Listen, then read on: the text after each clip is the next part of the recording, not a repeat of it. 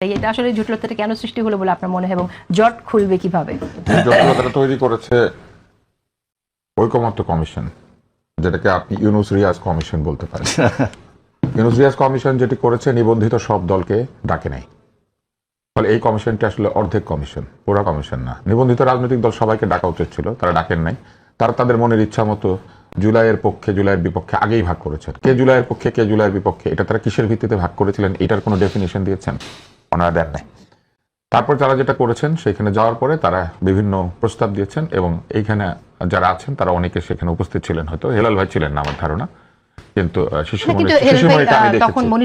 হ্যাঁ, শিশিরমণিকে আমি দেখেছি এবং শিশিরমণির আমার অত্যন্ত প্রিয় একজন মানুষ, অত্যন্ত যৌক্তিক কথা বলেন, যুক্তি তাকে শিখতে হয়েছে উকিল।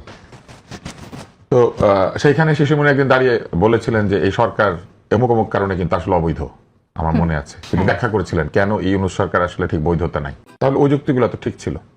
তাহলে মোটামুটি সাংবিধানিকভাবে অবৈধ, কিন্তু সুপ্রিম কোর্ট থেকে রেফারেন্স নিয়ে তৈরি হওয়া একটা সরকার। এবং আমার মনে আছে শিশিরমণি সম্ভবত সেখানে বলেছিলেন যে রেফারেন্স যে দিয়েছে সেই বিচারকদের সিগনেচার কোথায়, এরকম একটা প্রশ্ন মনে আপনি করেছিলেন, বা ওই কাগজটা কোথায়? বৈধ বলি নাই, আমি বলছি যে 106 এর উপর বৈধতা না, 106 এর উপর জনগণের পাওয়ার। উনি বলেছে জনগণের পাওয়ার, কিন্তু জনগণের পাওয়ার কোথা থেকে আসছে? জনগণের পাওয়ার জনগণের একটা পক্ষ থেকে এসেছে, পুরো জনগণ তো ওখানে আসে নাই। যদি আসতো তাহলে আবার গণভোট লাগে কেন?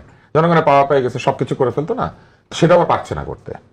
তখন তারা কি করলেন? তারা একটা বাস্তবায়ন আদেশ দিয়েছেন। সেই বাস্তবায়ন আদেশ যে দিয়েছেন প্রেসিডেন্ট দিয়েছেন, কিন্তু ওই প্রেসিডেন্ট ওই আদেশের মধ্যে সংবিধানের নাম উল্লেখ করেছেন। এখানে আছে ওই আদেশটার মধ্যে, সেখানে আছে যে এই কোন নির্বাচন কমিশন করবে। তাহলে নির্বাচন কমিশন করবে যে নির্বাচন কমিশন সংবিধানের অধীনেই তৈরি হয়েছে। তাহলে উনি নিজেও ওই সংবিধানের অধীনে শপথ নিয়েছেন, যে সংবিধানটা আছে সেই সংবিধানের প্রেসিডেন্ট এইভাবে সংবিধান সংস্কারের আদেশ দিতে পারে না। উনি কোনো কিছু তৈরি করতে পারেন না যেটা সংবিধান সংস্কারের লক্ষ্যে তৈরি হবে। এটা করতে গেলে তাকে একটা নির্বাচিত সংসদের মাধ্যমে অনুরোধ পেতে হবে। অনুরোধ যারা করেছেন তারা আবার ওই শিশিরমণির ওই বক্তব্য অনুযায়ী যে 106 রেফারেন্সে তারা ক্ষমতা নিয়েছেন, কিন্তু আসলে এটা 106 রেফারেন্সে নেওয়া যায় না। কিন্তু নিয়েছেন তো তারা 106 রেফারেন্সে। তারা কেউ কিন্তু কাগজে কলমে কোথাও লেখেন না আমরা জনগণের রায় বা জনগণ থেকে নির্বাচিত, কোথাও কোনো কাগজে নাই। ঠিক? আচ্ছা, তাহলে দেখেন ওনারা শুরুতেই নিজেদের মধ্যে একটা গোঁজামিল তৈরি করে রেখেছিলেন, যেটা শিশিরমণির ওই আলোচনার মধ্যে উল্লেখ করেছিলেন যে 106 এটা হয় না, বলতে হবে এটা জনগণের। তো জনগণ যদি ঠিকই করে থাকে, তো জনগণ তো ওনাদেরকে থাকতে দিয়েছিল মেয়াদ ছাড়া। তাহলে গণভোটের দরকার কেন হলো? শোনেন, না গণভোট কেন দরকার হলো, গণভোট কেন দরকার হলো এটা ওনারা ব্যাখ্যা করবেন। গণভোট কেন লিখেছে, আমার কাছে তো মনে হয় গণভোটের দরকার ছিল না। আমি সাধারণ বুদ্ধিতে যাবো, যে কমন সেন্স। তাহলে ওনারা কি করলেন? ওনারা বলছেন যে 106 রেফারেন্সে এটা বৈধ ছিল না সরকার, কিন্তু সেই বৈধতা আবার সরকার দাবি করেছিল আমরা 106 বৈধ।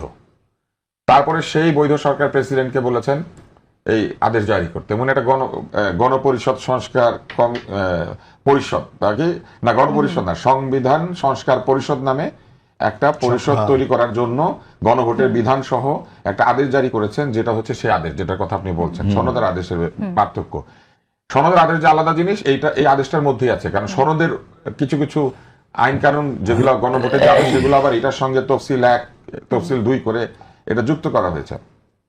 এখন দেখেন, প্রেসিডেন্ট বলছেন যে সংবিধান সংস্কার করা হবে, তার মানে একটা সংবিধান আছে। তাহলে সেই সংবিধানের যেসব ধারা আছে সেগুলো প্রযোজ্য আছে, কিন্তু আদেশের মধ্যে আবার আছে এত এত এত এত ধারা আছে। 8, 9, 10, 11, 12, 15 অনুচ্ছেদ গণভোটের ইতিবাচক ফল সরকারি গেজেটে প্রকাশের তারিখে কার্যকর হইবে।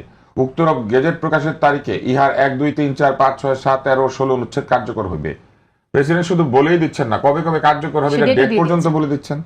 তারপরে আবার এটাও বলেছেন, যেহেতু সরকার গণ অভ্যুত্থানের মাধ্যমে প্রকাশিত জনগণের সার্বভৌম ক্ষমতা অভিপ্রায়ের ভিত্তিতে, এইটা হচ্ছে ওই যে শিশিরমণির সাহেবের ওই যুক্তি, এই যে জনগণের সার্বভৌম অভিপ্রায় ভোট ছাড়া কেমন করে হয়? এই সরকার তো বলে নাই তারা বিপ্লবী সরকার, এই সরকার তো বলে নাই যে আমরা এই সংবিধানকে তুলে দিয়েছি। এই সরকার সরকার হওয়ার সময় যে সংবিধানের রেফারেন্স নিয়েছে, নিয়ে এসে কি বলে জানেন, নিয়ে এসে কি বলেছে জানেন? বলে যে না, এখন আমরা অভিপ্রায়ের। তো অভিপ্রায় দিয়ে বসে যাইতেন, কোর্টে গেছিলেন কেন?